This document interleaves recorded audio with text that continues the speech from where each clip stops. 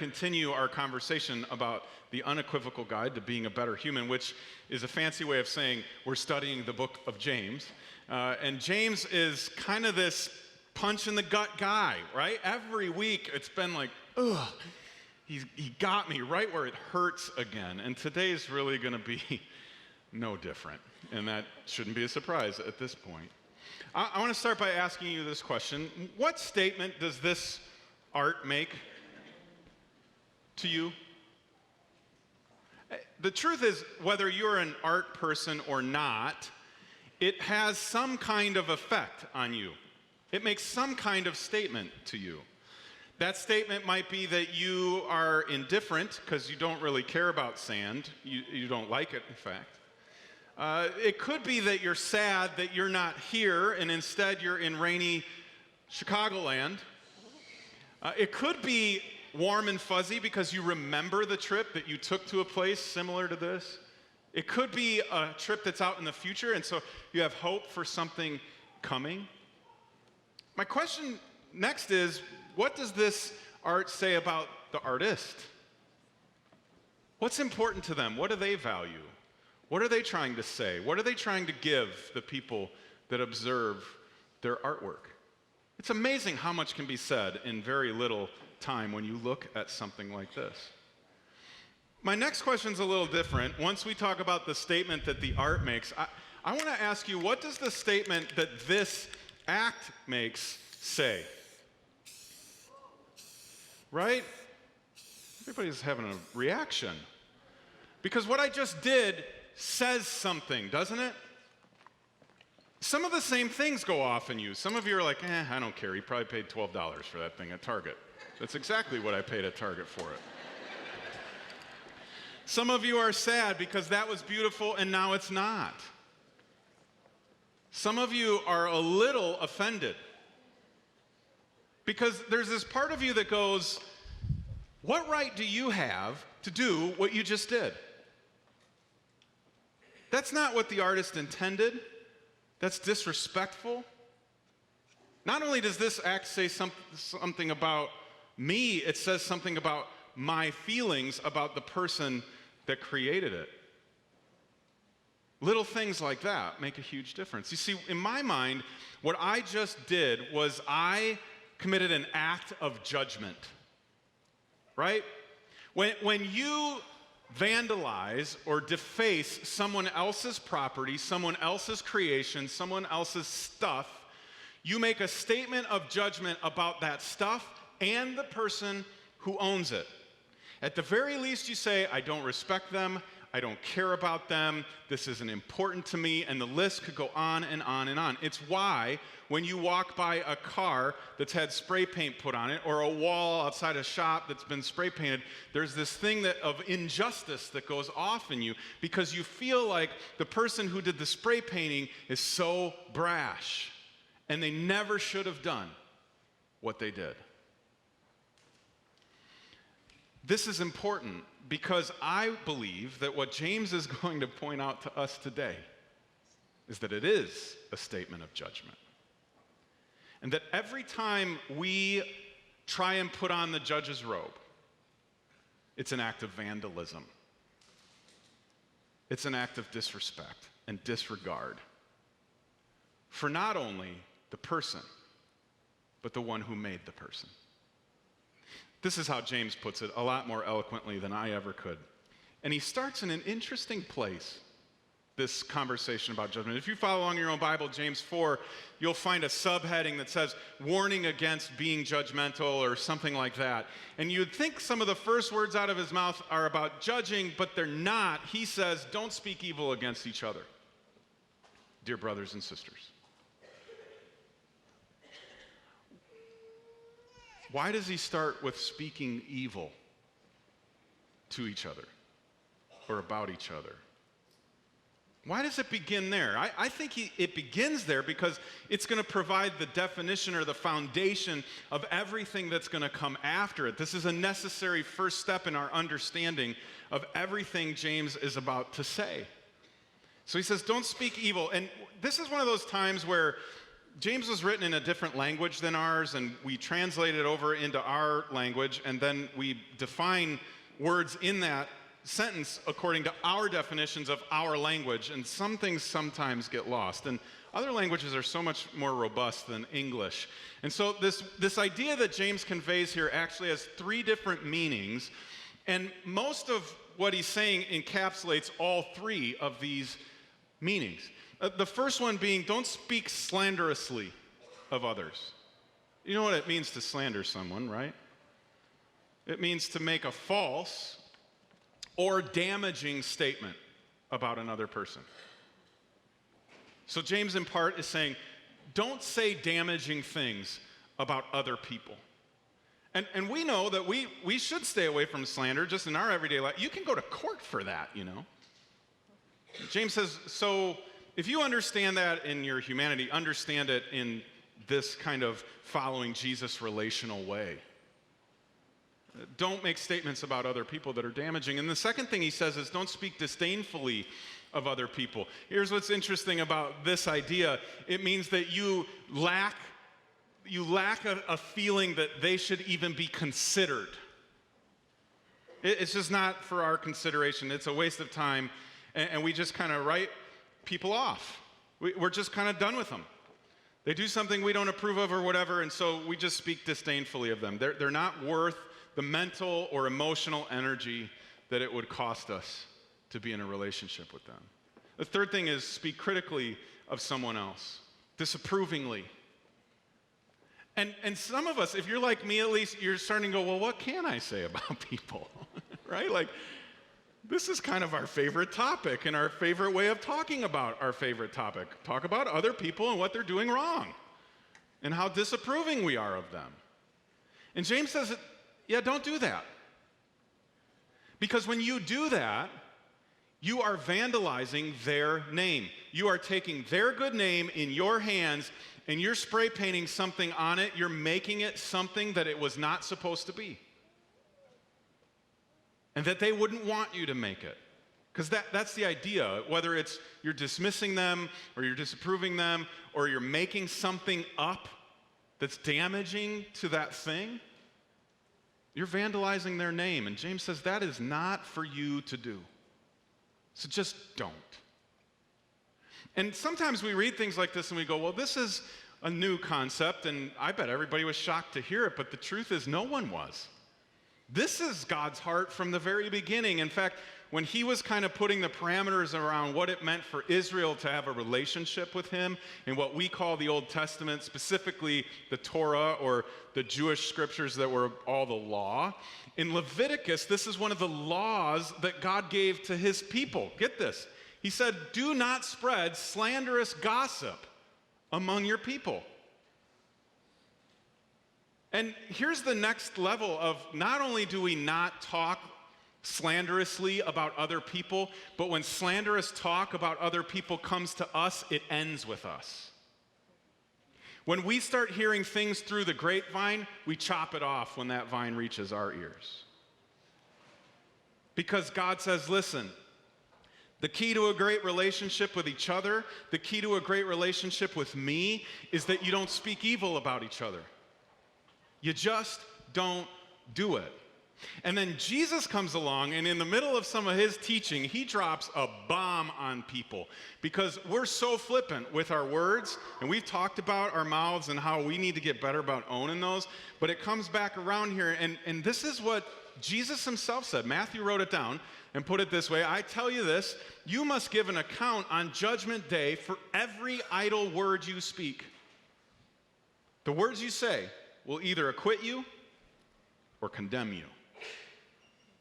That's big time. Idle words or careless words. Words that we don't think about. Words that we don't believe have weight or make a difference.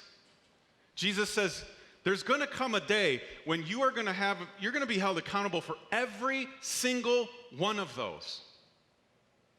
Not just some, all.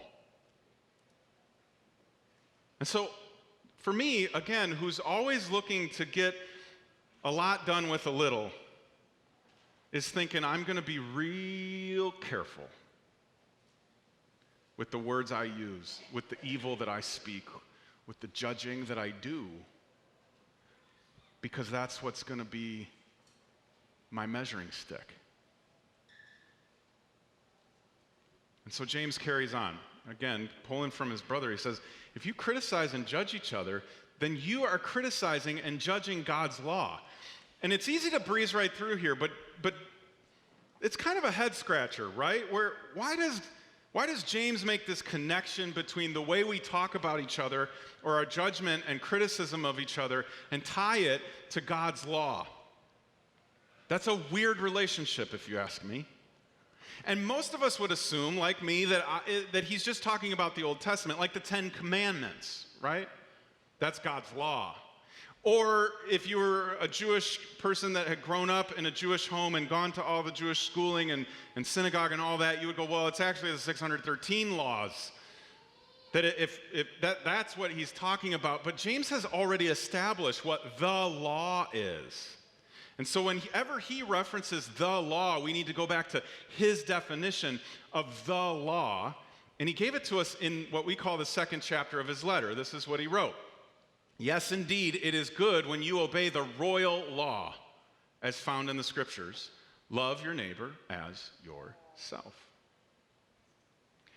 And so he says, listen, if you are going to judge other people and criticize other people, then you are making a judgment about loving your neighbor as yourself. You're making a judgment, you are vandalizing God's rule. The one rule, like the clear rule that he gave us, that there's no squirming around, that there's no getting out of, that there's no misinterpreting. Just love your neighbor as you would love yourself. When you decide you're going to be judgmental of your neighbor, then you cannot be doing both of those at the same time. In effect, you're picking up the spray can and you're saying, I don't care about that rule. And remember how we've defined this idea. Essentially, we're slandering this rule. We're saying things that maybe we don't intend to say, but are heard loud and clear by the people around us. We're saying damaging things about not just the rule, but the rule maker, and we'll come back to that. We're at the very least living disdainfully about that rule, where we kind of go, you know what, I don't really need to worry about that. I don't need to consider that. I got things to point out to people. Or we're critical of it. We essentially say, I don't approve of this rule because I'm going to ignore it to do what I think I need to do or that I want to do. And here's what's amazing. James knew that you were going to think that. He knew that I was going to think that. And this is what he says next. But your job is to obey the law, not to judge whether or not it applies to you. Because in essence, when we are judging and critical of other people, we're saying that that rule does not apply to us. Which rule? The golden rule, to love our neighbor. So I can judge my neighbor because I don't need to worry about loving my neighbor. That law does not apply to me. And James says, you don't get to make that decision. Your job, and this is such clear language, your job is to love your neighbor because your job is to obey the law. It's like the one thing. And it's like God saying, so quit trying to do mine. In essence, I think what God gives us is a mantra to live by for life. Stay in your lane. Stay in your lane. God's got his lane, which is to be the judge of all people. Your lane is just obey the law. Love your neighbor as yourself. But what happens is we get so busy wondering if everyone else is obeying the law, we fail to do it. And here's what happens when I'm driving in my car and I get distracted by the car or the person picking their nose or whatever next to me. My head starts going like this, and you know what happens when my head starts going like this? My car starts going like this. And not only am I going to fail to drive the the distance in my lane, I'm going to crash and create damage and destruction in the wake of me coming out of my lane. God says, listen, it's not your job to do my job. It's not your job to do God's job. It's your job to do your job, and your job is to love your neighbor as yourself. Now, some of us will go, well, I want people to be judgmental of me. No, we're not. Nobody's saying that. Like, not one single person in this room has had that thought go through their head. I want people to love me despite my mess. I want people to love me despite my ignorance. I want people to love me despite my screw-ups, right? So God says, just love people the way you want to be loved. I will take care of the rest. James makes sure that we don't miss God's point. God alone who gave the law is the judge. He alone has the power to save and destroy. He uses one word 2 times to make sure that we got it. It's God alone that's qualified to judge. God alone, meaning singular, meaning there is no space for you and I in the judge's seat. It's not a twofer. Like, it's not God, and then there's a little space for us to squeeze in there and get to play judge too. There's only room for one, and it's just him. But we live our lives hoping God will say, approach the bench. And then we hope he'll go, come around and sit down with me. I'm tired. I'd rather you judge. But God looks at you and me and he goes, the reality is you don't have what it takes because you didn't make the law. I did. And you already have a job to do, and that is obey the law. I'm above the law because I made the law, so I alone am the arbiter of the law. Like, it can only be me. I think of it this way. Only one is qualified to judge anyone. Only one is qualified to judge anyone. But we just keep trying to do it. We just keep trying to take the robe for ourselves. So James ends with a rhetorical question that kind of is the slap in the face. Last sentence. So what right do you have to judge your neighbor? What right do you have? Again, James doesn't end the conversation with, here's steps A, B, and C in order to be less judgmental or to be more loving. He just says, think about this question. What right do you have to judge your neighbor? Someone who's not doing their job themselves, someone who messes up themselves, someone who did not write the law, did not carry out the law, and has no qualifications to make a judgment about the law.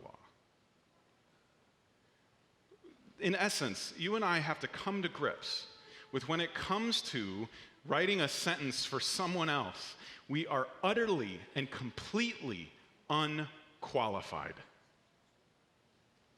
Because in the end, the only person that has any right to do anything to this artwork is the one who created it. Not somebody who thinks they know better. In a lot of ways, our job is to look, don't touch. Remember when you go into the store and your parents would stop you just outside and they'd say, listen, it's okay to look, it's not okay to touch. It's okay to look at the work that God has created. Don't touch it, though, because that's his job. He alone is qualified for that. But what happens is when we start doing things what we think are on his behalf and in his name, we vandalize not only his rule, but his name as well.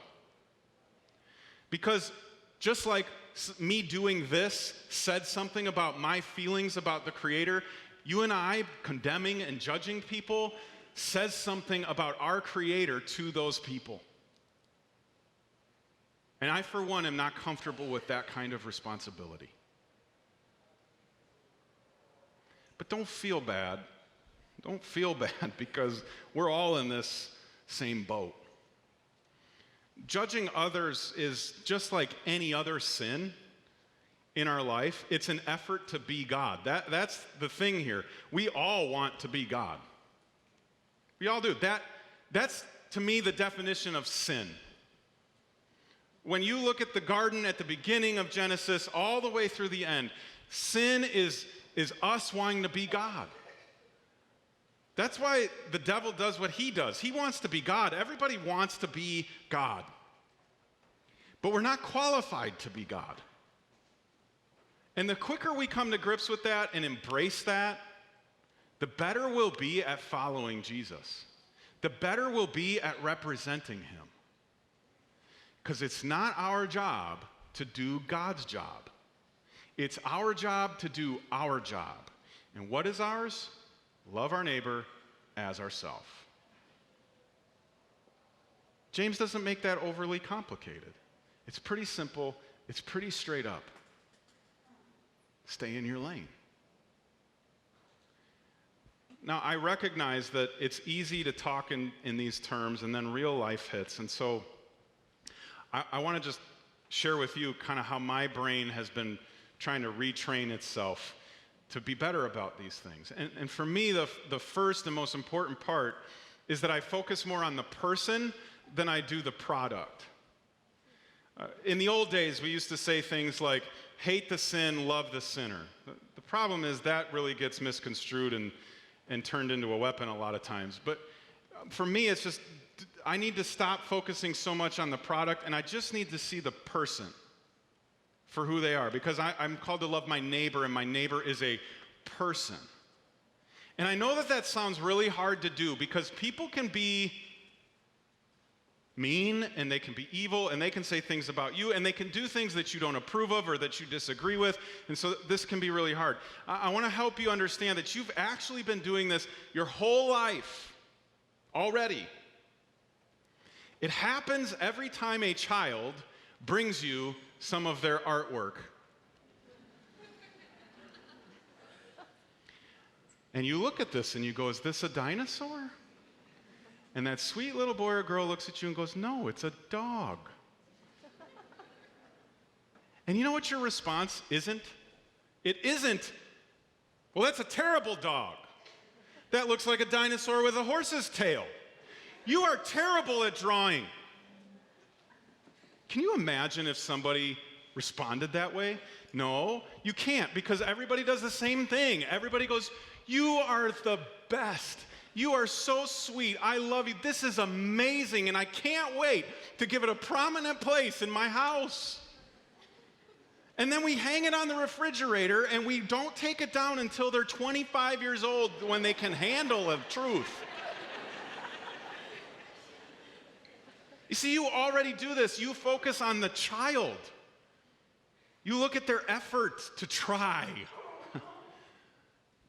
Because here's the reality about judgment. It's a sentencing. It's the end of a discussion. When the judge puts down the gavel, it's over. And so if you were to look at a child and go, you are a terrible artist, you have sentenced them. So what they could be never will be now. They'll grow up going, I'm not an artist, and I know because my mom and my dad or my step-parent or my grandpa told me I wasn't. We made a judgment statement that felt like a life sentence to them. And so does this ever happen in our relationships with other people? You better believe it. We judge them, and what we are inadvertently doing is sentencing them to never get better, to never improve, because judgment is finality. There's no going back from this. And we have to understand that that's what people hear. We may not want it to be what they hear, but it is. Well, I can't ever get better, and God must not want anything to do with me. Can you imagine instead if we focused on people and we said, I'm going to give you a prominent place in my heart. I'm going to love you like I would love myself, because I would hope someone would give that to me. And so in those real situations, in the real situations where your neighbor or your friend sits you down and says, I'm leaving her. Or she says, I've been cheating on him for a year. It's so easy to throw down the gavel, lay down the hammer. It's much more difficult to love them. Or when your child makes a decision about their life that you don't like, it's easy to make a judgment instead of loving them. When your coworker has some detestable habits that you'd love to remind them just how detestable they are, that's easier than loving them as you would want to be loved. Because you and I both know that if it were us, we would hope someone would love us through the mess instead of making a sentence on us that feels like there's no hope for anything better. And so this is what I've been telling myself in those situations. And there's a regular basis where I get to sit with people, and it would be easy to put on the robe and make the call. But I've gotten in the habit of saying this 3-sentence phrase over and over again throughout my day. It goes like this: not my gavel. It's not my gavel. I don't get to throw down that hammer because I'm not qualified. I'm not qualified to do it. And it's not my job. My job is to love people. Love people the way Jesus loved people, which is that he loved people before they actually loved him back, before they did anything right. In fact, when they were doing everything wrong, Jesus loved people. So it's not my gavel. And I would encourage you to give this a week's try. This week, when you're in these situations where you're like, man, this robe right here would look really good on me, and I could really throw down the judgment here. You just go, this is not my gavel. This is God's. And I trust him to do it. Because that's what I'm struggling with, is a failure to trust that God will get it right. We don't want to admit that, but that's what that is. I'm afraid that if I don't do it, God's going to miss it. Or he's going to be too lenient, or he's going to be too strict, or he's going to be too... No, God's going to do it perfectly because he wrote the rule. He's above the rule. He's the perfect arbiter of the rule. So I can trust the gavel to him. It's not mine. I can leave it. And in case you're wondering, like, how do we know the way to go in these things? I don't think we need to look any further than the cross. Because the cross was this moment where judgment was lifted from us. We were given this ability to live free of the weight of judgment. Not only the judgment that we want to give everybody else, but the judgment that was due us. And so this morning, we're going to celebrate communion together. Because it's such a stark reminder of the mercy and the grace and the forgiveness and the hope that we were given. It's such a stark reminder of the judgment and the sentencing that we deserved, but have not been given. Jesus got all his disciples together and he said, I want you to do this on a regular basis and remember what I'm going to do for you. Because all the time you're going to be tempted to take my job. But I've done my job. And I don't want you to ever forget that at one point, you were in the defendant's seat. And I had mercy on you. Because I am a righteous, singularly qualified judge. And so our team's going to lead us in a couple songs. We'll we'll sing. And you're going to receive both elements, one right after the other. Because what I want you to do is remember this at a steady pace. And instead of frantically trying to keep up with directions and things like that, I want you to be able to sit in these songs. I want you to be able to reflect and pray. And then when you're ready, you can eat that bread. Just when you eat it, remember that it represents the body Christ had broken for you. And then when you drink the juice, it's a reminder of the blood that sealed the promise, that sealed the agreement between God and man, that we can be in a relationship with him through Jesus and Jesus alone, and that it all was given as a gift. Let's pray.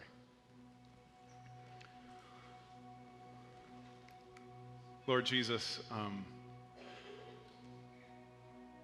in all honesty, we fail to recognize. We fail to recognize your authority. We fail to recognize your sovereignty. We fail to trust you. But we want to be better at that. And this offers us a moment to kind of get our head right again and our hearts right again. We know it doesn't save us, you save us, but this reminds us of that saving. It reminds us of your grace that in our minds feels like it was honestly reckless, but that's our definition. For you, it's the definition of love.